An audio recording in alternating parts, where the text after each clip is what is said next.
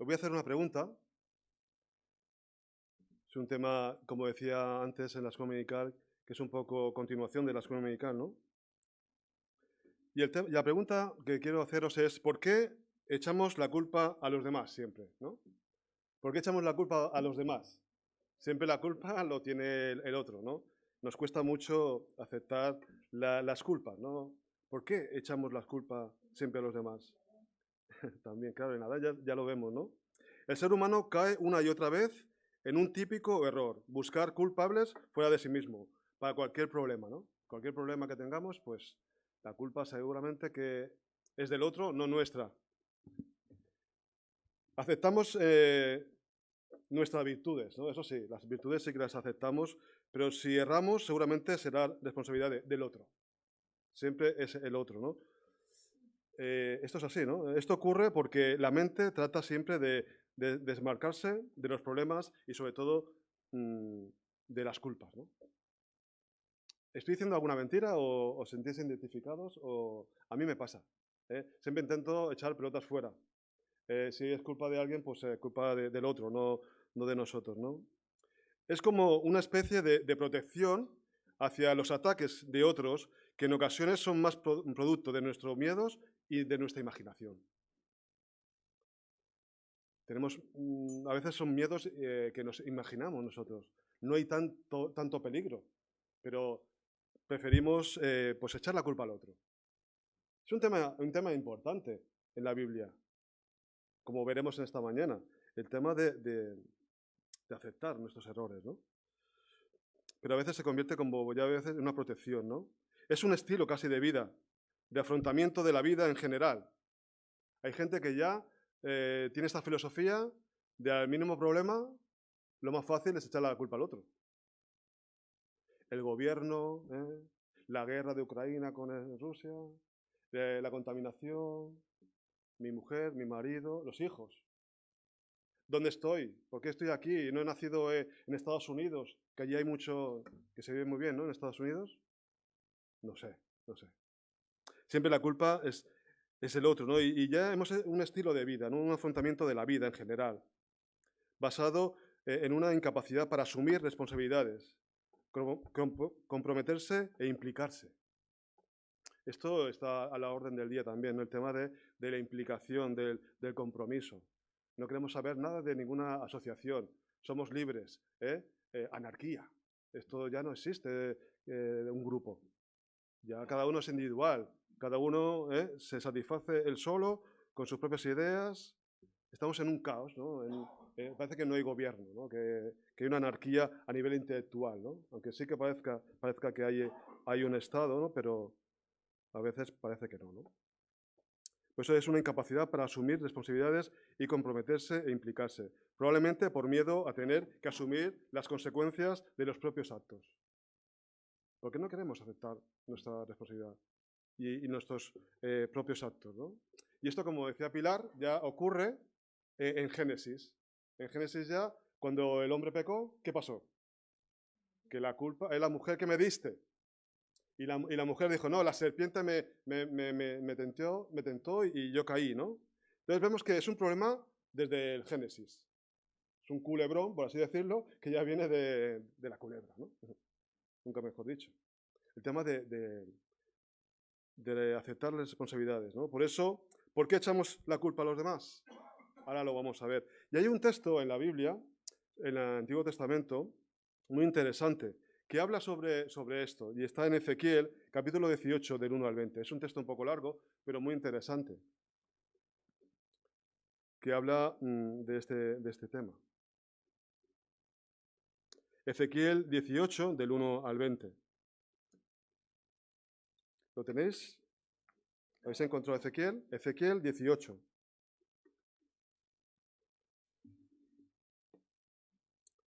¿Sí?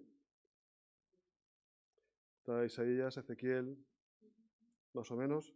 ¿Lo tenemos? Vamos a leerlo, con ayuda del Señor. Dice así la palabra del Señor. Vino a mí palabra de Jehová diciendo, ¿qué pensáis vosotros lo que usáis este refrán sobre la tierra de Israel? Que dice, los padres comieron las uvas agrias y los dientes de los hijos tienen la dentera. Vivo yo, dice Jehová el Señor, que nunca más tendréis por qué usar este refrán en Israel. He aquí que todas las almas son mías, como el alma del Padre, así el alma del Hijo es mía. El alma que pecare, esa morirá.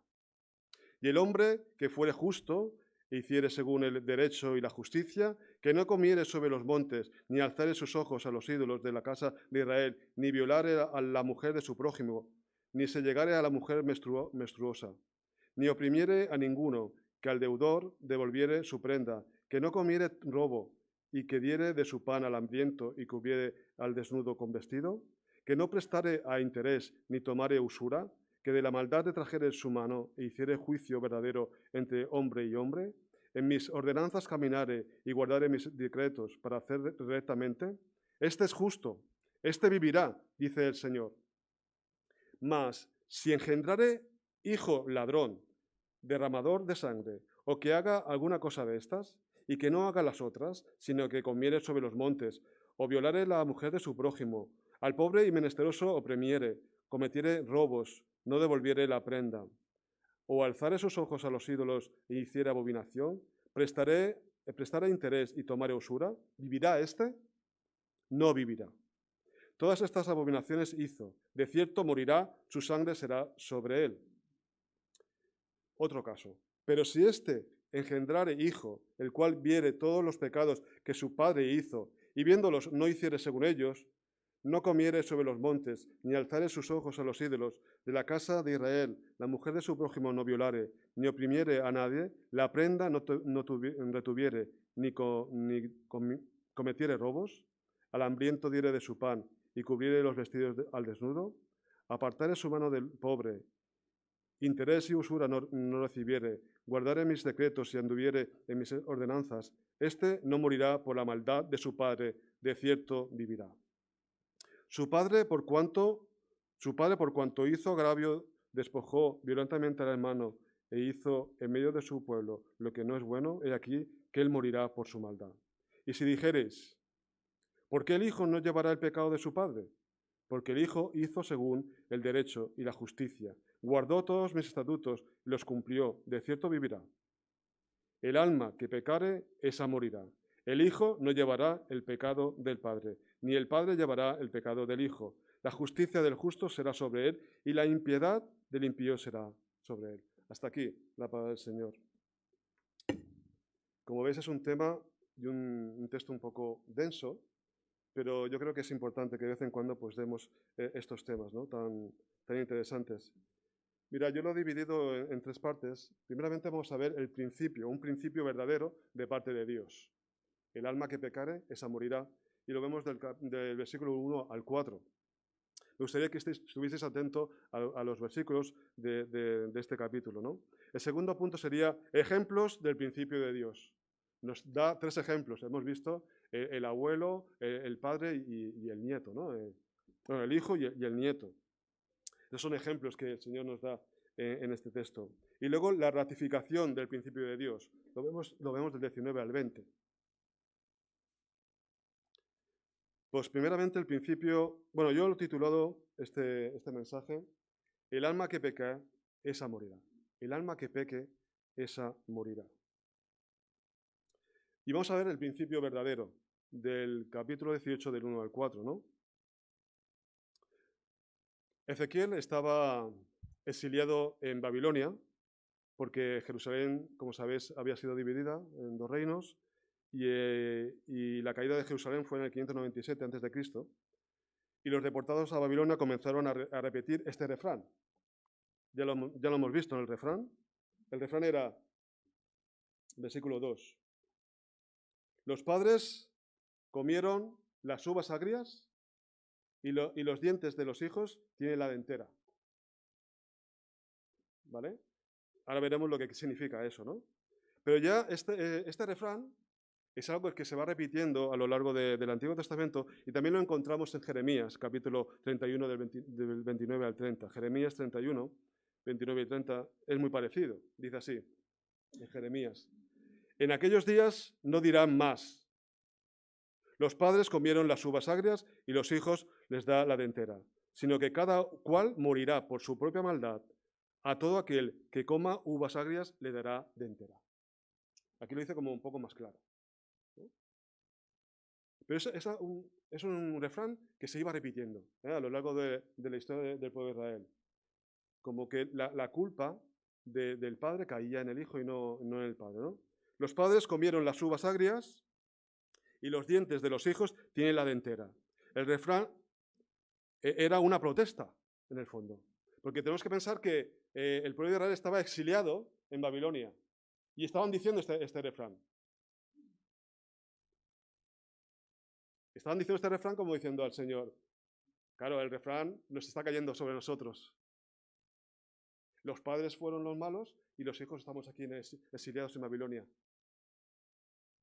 Señor, eso no se hace. ¿No? Como diciendo, es una queja. La idea era que la generación actual estaba siendo castigada injustamente por lo que hicieron sus padres. Uno pensaría que si los padres comieron las uvas agrias, entonces los padres tendrían el sabor amargo en los dientes.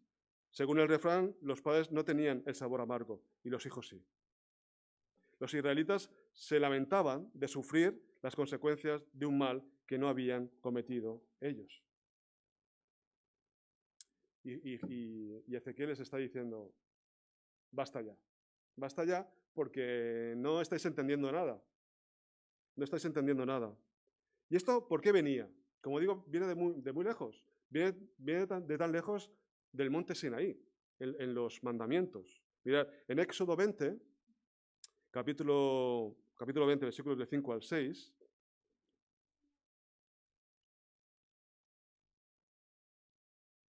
Éxodo 20, del 5 al 6, todo este refrán surge de aquí.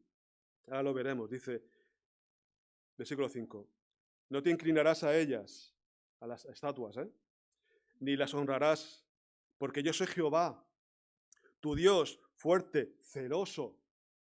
Dios es celoso, porque ama a su esposa, ama a su pueblo, es celoso.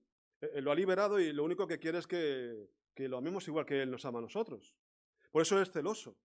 Dice, que visito la maldad de los padres sobre los hijos hasta la tercera y cuarta generación. Anda, pues el refrán tenía razón, ¿no? Dice, de los que me aborrecen. De los que me aborrecen. Pero luego dice el versículo 6, y hago misericordias por millares a los que me aman y guardan sus mandamientos. Bueno, vamos a verlo con más calma, ¿vale? Pero de aquí surge este refrán, de los padres comieron las uvas amargas y los hijos tienen la dentera. Por esto de la generación en generación. El pecado parece que si uno pecó, ya va a pecar el hijo o el nieto. Hemos visto que es celoso. El intenso amor del Señor hacia su pueblo no tolera una lealtad a medias, ni la rivalidad de otros dioses u objetos de culto. Todo esto venía porque eran idólatras, pero idólatras de una manera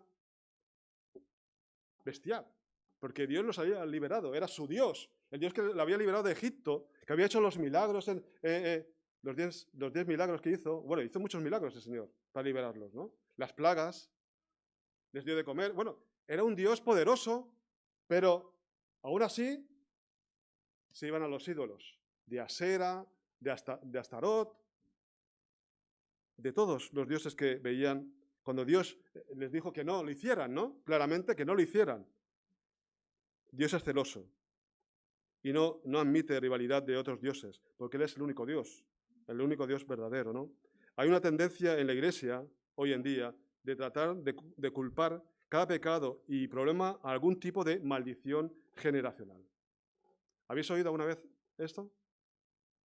La maldición generacional. Y está basado en esto, en que, claro, el abuelo pecó, el hijo pecó y el nieto, pues, pecará.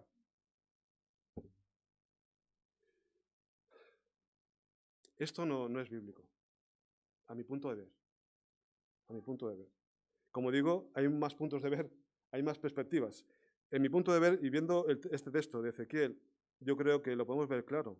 La advertencia de Dios de visitar la iniquidad en las generaciones futuras es parte de la ley del Antiguo Testamento. Una maldición generacional fue una consecuencia para una acción específica, Israel. Por un pecado específico, la idolatría. La idolatría. Los libros de historia del Antiguo Testamento, especialmente Jueces, contienen el registro de este castigo divino impuesto. Vemos allí en Jueces como por su idolatría recibieron muchos palos el pueblo de Israel. Pero es que a nosotros nos pasará lo mismo. Y nos pasa lo mismo. Porque echamos pelotas fuera siempre, ¿no? La culpa nunca es nuestra. Nunca hay pecado en mí. No tengo ídolos yo. Claro, a lo mejor no adoramos a una imagen ahora, pero adoramos a cualquier cosa. Entonces, ojo con echar pelotas fuera, la culpa nunca es mía. El pueblo de Israel sí que era muy malo, nosotros somos muy buenos. No es eso, ¿no? Como vemos, la responsabilidad es individual. Individual. Ezequiel, como lo hizo Jeremías, que hemos leído en el capítulo 31, versículos 29 y 30, habla de la responsabilidad individual de cada cual. Lo hemos leído. Cada uno morirá por su pecado. Cada uno morirá por su pecado. El hombre dice el versículo que es propiedad de Dios. Tanto el Padre como el Hijo es propiedad de Dios. ¿Por qué? Porque Dios nos ha creado.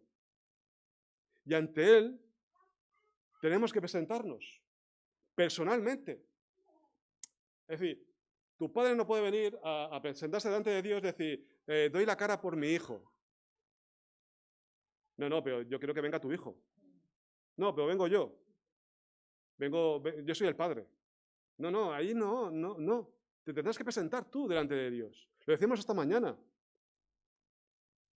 Y el Señor, como un Terminator, hará una radiografía. Subirá, bajará. ¿Os acordáis de esa película? Y dirá, sí, es muy bonito por fuera, pero por dentro, pero has aceptado a Jesucristo como tu Salvador. Tienes un abogado. Delante del Señor vamos a ir todos individualmente. No va a ir la familia, ¿eh? La familia Yaudís, todos juntos. No, este chico es muy majo. Este de aquí es muy majo. Tienes que dejarlo pasar. No funciona así. Cada uno es creación de Dios, individual. Las huellas dactilares, cada uno tiene una. Es increíble. Somos diferentes. Y dice el versículo que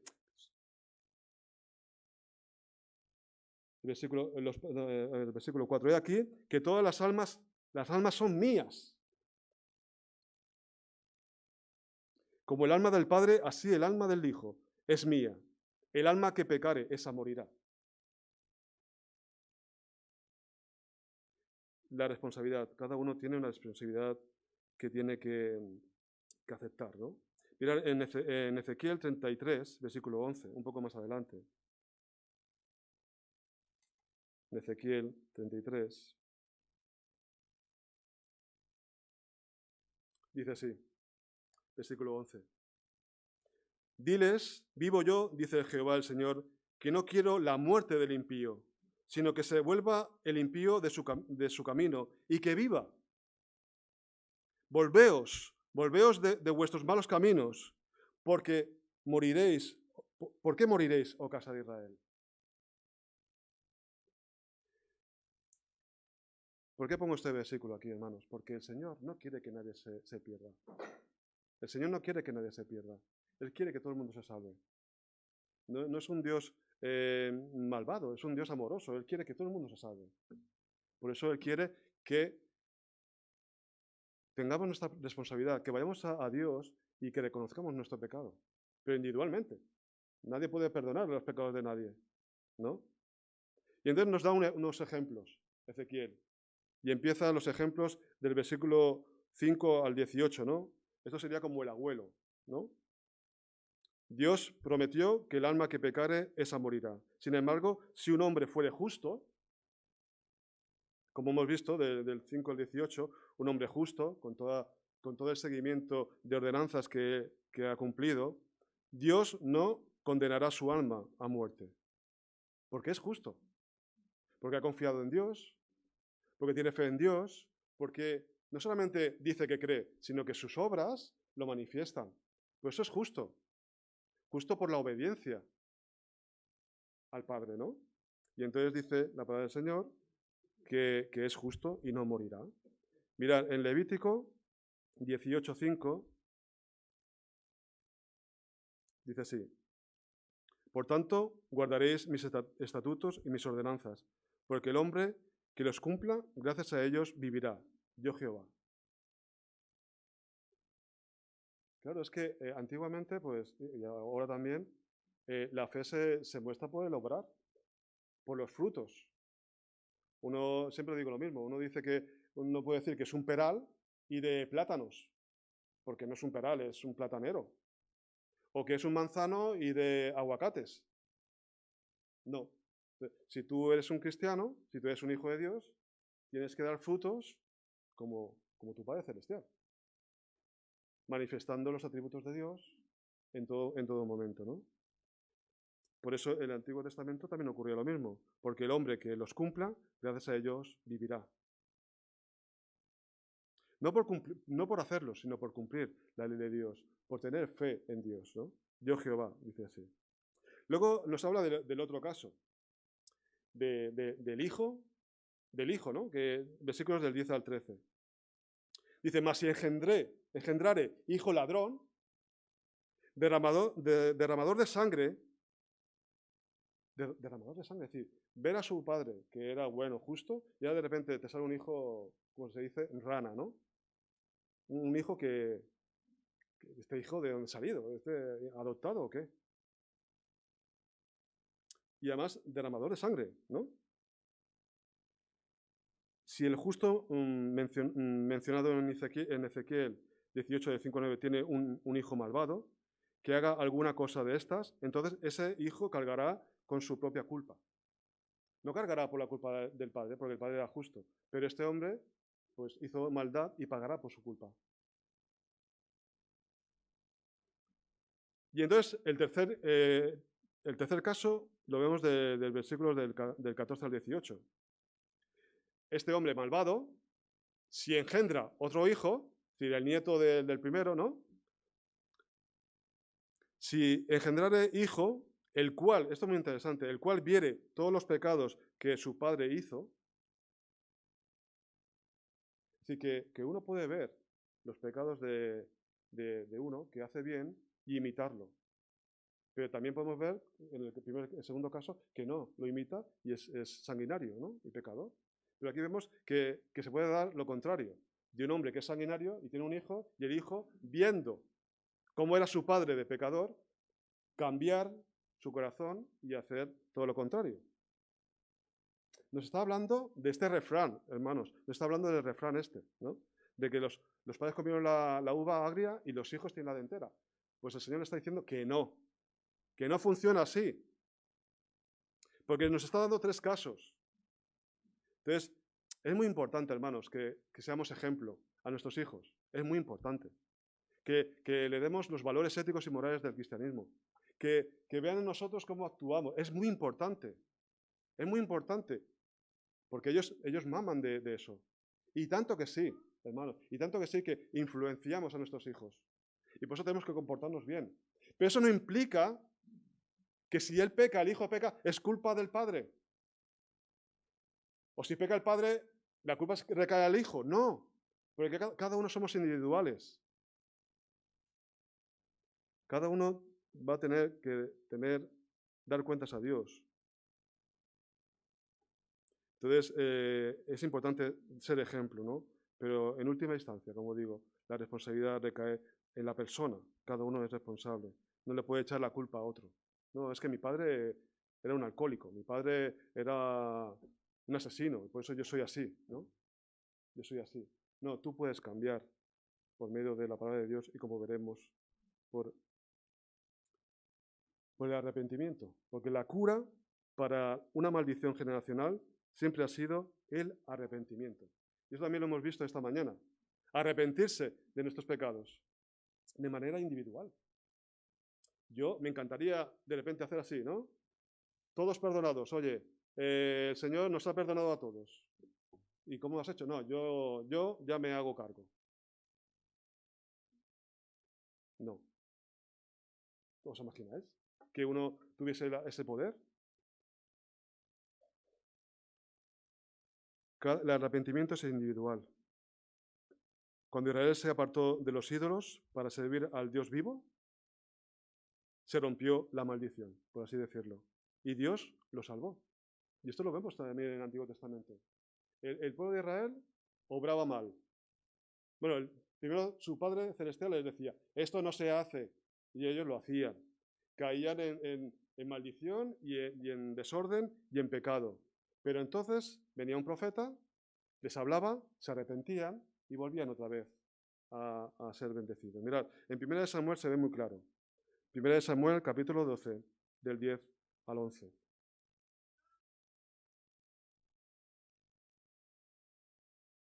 ¿Me estáis siguiendo, hermanos, o es un poco lioso? Ya lo sé, es una predicación que el Señor me ha puesto en el corazón que yo tampoco tenía ganas de explicarlo. ¿Entendéis? Es más bonito hablar de otras cosas, del Nuevo Testamento, pero a veces hay que hablar del Antiguo Testamento y en temas que son delicados, ¿no? 1 Samuel, capítulo 12, del 10 al 11. Dice así, ellos clamaron a Jehová y dijeron, hemos pecado porque hemos dejado a Jehová y hemos servido a los Baales y a Astarot. Es decir, reconocían su pecado. Líbranos ahora, pues, de manos de nuestros enemigos y te serviremos. Aquí se están arrepintiendo y lo están diciendo claramente. Mira, Señor, que hemos ido tras dioses ajenos, a Baal, a Astarot. Líbranos, ¿no? Entonces Jehová envió a Jeroboam, a Barak, a Jefté y a Samuel, y os libró de manos de los enemigos que os rodeaban y habitasteis seguros. ¿Ves? El Señor es bueno. ¿Pero qué requiere de nosotros? Una y otra, vamos a decir los dos juntos. ¿Qué requiere de nosotros? Arrepentimiento. No lo habéis dicho todos juntos, pero no pasa nada. Arrepentimiento, ¿no? Si es que él pide poca cosa, en el fondo. Él pide, pues eso, si Él nos ama, lo más normal es que le amemos a Él. Pero nos encantan los dioses ajenos, oye. Cualquier mosquita muerta que sale por allí, ya estamos, ay, mosca, ¿no? Pero es que Dios es Dios del universo, que te ha salvado, que ha hecho todo este Edén. La tierra es un Edén y es para nosotros. Y aún desconfiamos de Él, ¿no? Y nos vamos y nos hacemos dioses a nuestra imagen y semejanza. Pero aquí dice que si nos arrepentimos, reconocemos nuestro pecado, pues el Señor nos libera y habitaréis seguros, confiados en Dios, ¿no? Sí, hermanos, Dios prometió visitar el pecado de Israel sobre la tercera y cuarta generación. Sí, lo hemos leído. No es que no lo ponga en la Biblia, sí que lo pone. La tercera y cuarta generación. Pero mirad, hermanos, hay que seguir leyendo. Pero en el versículo siguiente prometió que mostraría. ¿Qué mostraría? Mira, Éxodo 26. Misericordia a millares. ¿Pero a quién? ¿A todo el mundo? No, a los que me aman y guardan mis mandamientos. Luego hemos leído que guarda en la maldad de generación en generación a los que me aborrecen. Pero si tú no le aborreces, Él ya no te guarda la maldición. ¿Entendéis? Su misericordia es mayor que su castigo. Su misericordia a millares. En otras palabras, la gracia de Dios dura 1000 veces más que su ira. En el Nuevo Testamento nos enseñó claramente que la culpa de Adán pasó a toda la raza humana. Claro, si es que esto viene de lejos. Esto viene de lejos. En Adán todos somos pecadores. Y todos somos pecadores, no hay ni uno justo, ¿a que no, hermanos? No hay ni uno justo.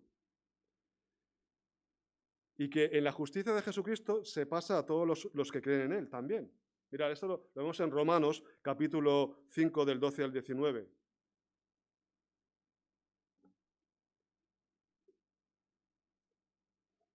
Romanos 5, del 12 al 19. Dice así, hablando de que el pecado de Adán fue traspasado a toda la humanidad, pero también en Cristo también hay salvación a todo aquel que cree en Él. Dice, si por la transgresión de uno solo reinó la muerte, esto es Adán, mucho más reinó en vida por uno solo, Jesucristo.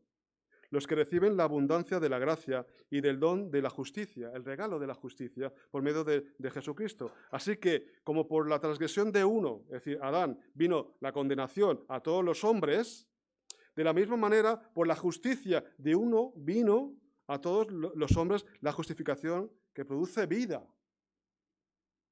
Así como por la desobediencia de un hombre muchos fueron constituidos pecadores, así también por la obediencia de uno muchos serán constituidos justos.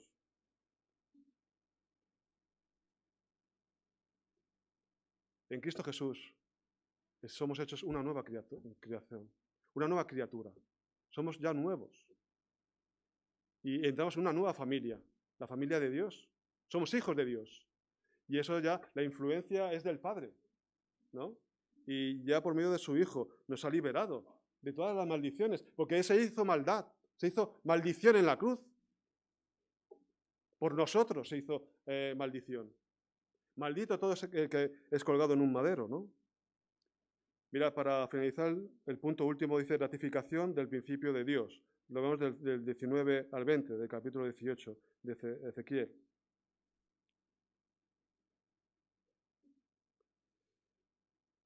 Lo hemos leído antes, dice, el alma que pecare, esa morirá, el Hijo no llevará el pecado del Padre, ni el Padre llevará el pecado del Hijo, la justicia del justo será sobre él, y la impiedad del impío será sobre él, ¿no?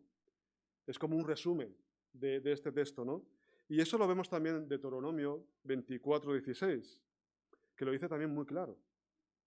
Dice, los padres no morirán por los hijos, ni los hijos por los padres, cada uno morirá por su pecado.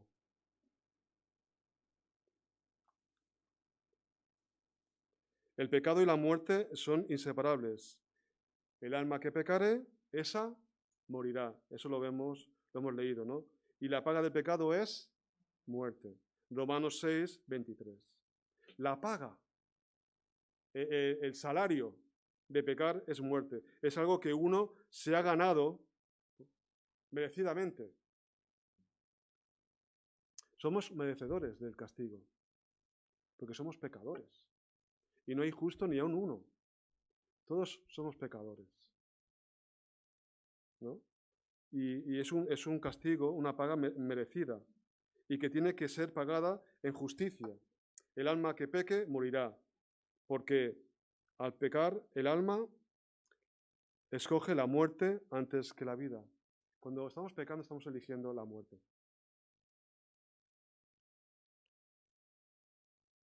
La presencia del pecado significa muerte, lo mismo que la ausencia de la luz significa tinieblas.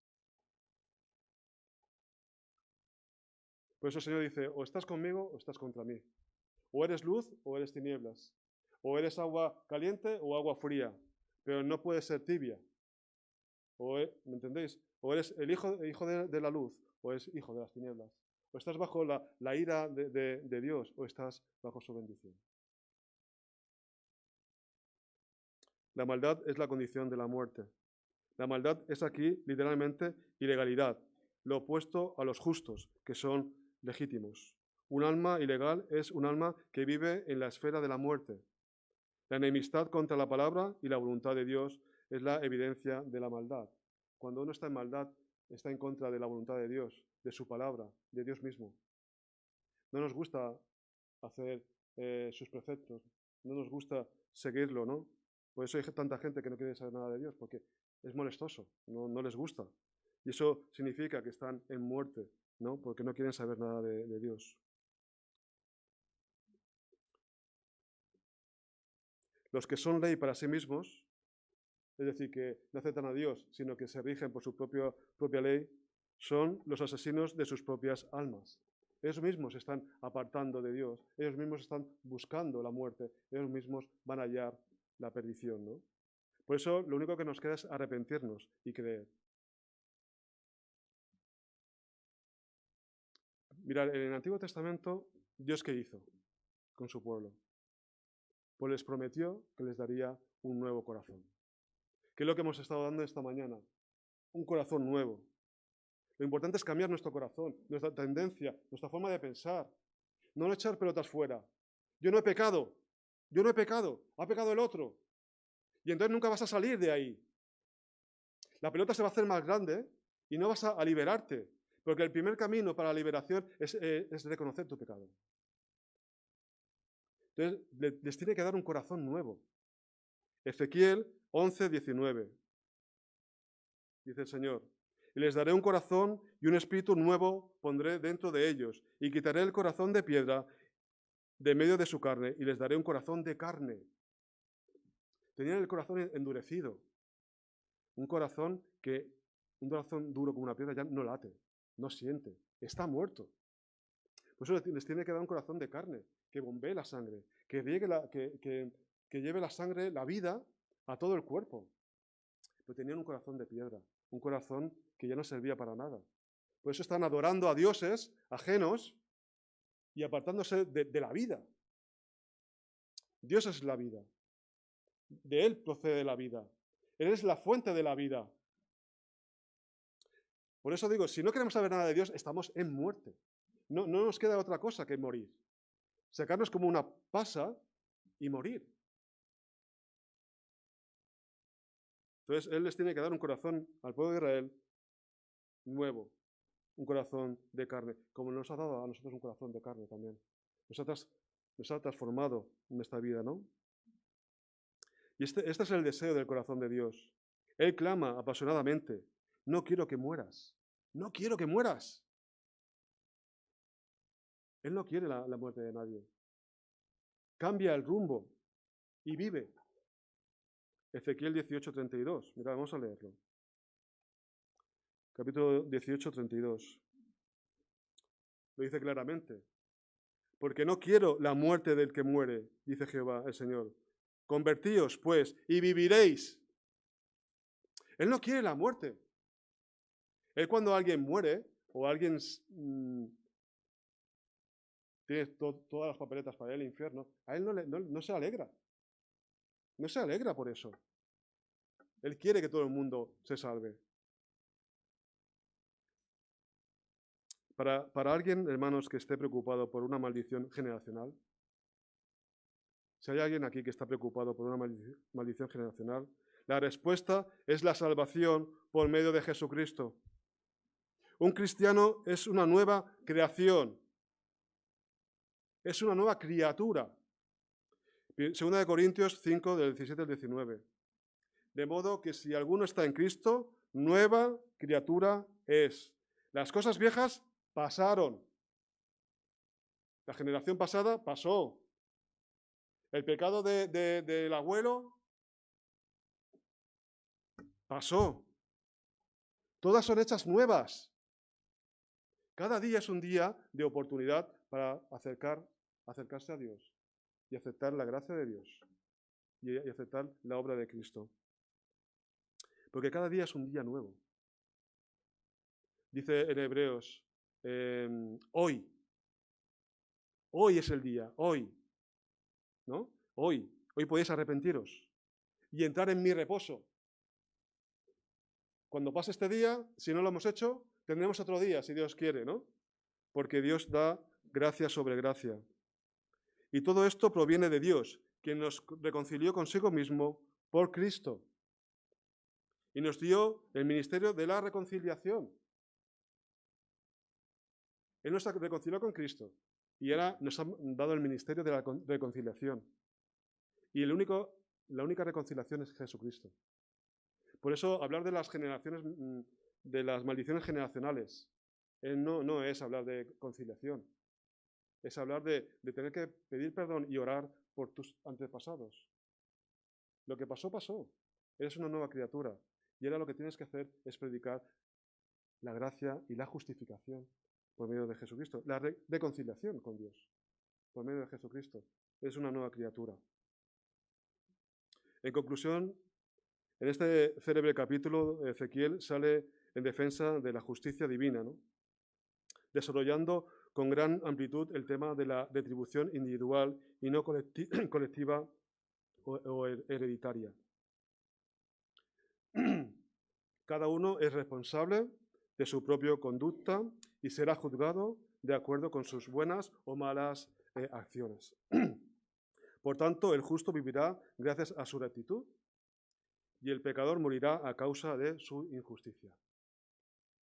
Como conclusión lógica de este principio de la más estricta responsabilidad personal, el profeta dirige un apremiante llamado a la conversión. Hay que convertirse, hay que cambiar ese corazón de piedra en un corazón de carne, como hemos visto ahora, ¿no? Dios, que hará cualquier esfuerzo para perseguir a su pueblo, pero no para castigarlo, sino para traerlo de regreso a Él. Él persigue a su pueblo, pero no para castigarlo, sino para decirle, ven aquí, hijo mío, que quiero salvarte, que te quiero dar vida, no huyas de mí, porque yo no voy a castigarte, lo que quiero es que vengas y que me escuches y que te dejes amar, ¿no? Por mí. Lo último que Dios quiere para su pueblo es juicio. Dios prefiere perdonar que juzgar, pero hermanos, va a juzgar si es necesario. Va a juzgar si es necesario. El amor de Dios es más amplio que el castigo. Como hemos visto, hago misericordias por millares, en contraste con las 3 o 4 generaciones que hacen maldad. ¿Cómo puede un hijo de Dios estar aún bajo la maldición? La cura para una maldición generacional es arrepentirse del pecado cometido, tener fe en Cristo Jesús y una vida consagrada al Señor. Que el Señor nos bendiga en esta mañana para entender lo que, por medio de Ezequiel, el Señor nos quiere decir, que somos individuales, pero que Dios nos ha dado ya la salvación por medio de Cristo Jesús y nos ha hecho una nueva criatura. Y estamos en una nueva familia y que tenemos que absorber todo lo que hay en su palabra, absorber lo que dice el Hijo, lo que dice el Padre y lo que dice el Espíritu Santo. Que el Señor nos bendiga en esta mañana. Amén.